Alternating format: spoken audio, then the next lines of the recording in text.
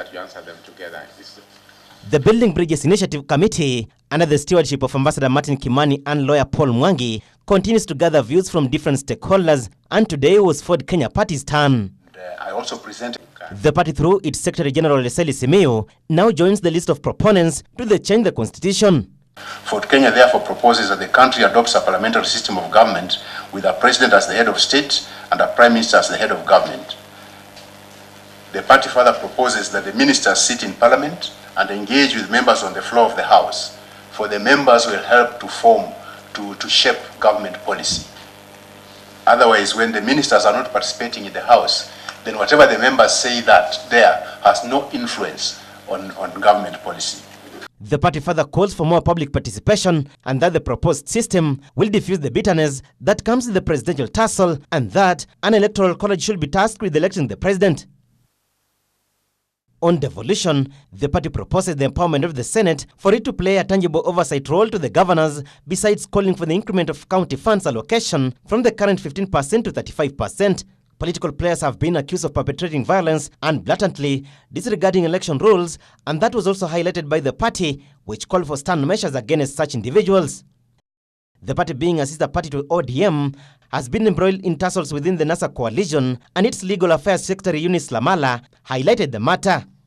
As we sit here today, only the two major parties in Kenya, that is ODM and Jubilee Party, are sharing the basket of political party funding, and we're talking about several billions to two parties.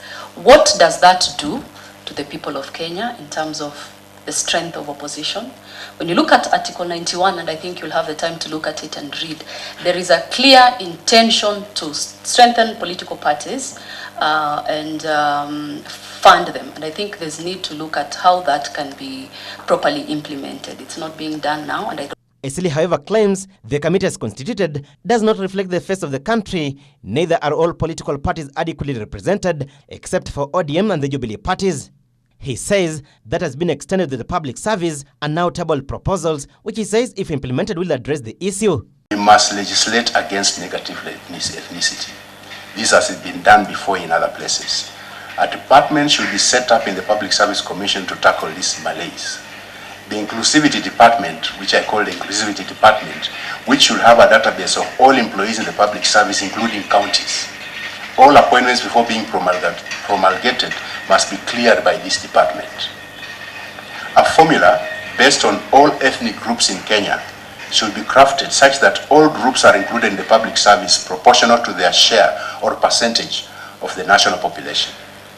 As various stakeholders give their memoranda to the Building Bridges Initiative, the underlying factors seem to be good governance and inclusivity, and now their final recommendations will be as good as prescriptions of the remedy to the problems that continue to bedevil the country. Alan Ochanda for Ebri TV.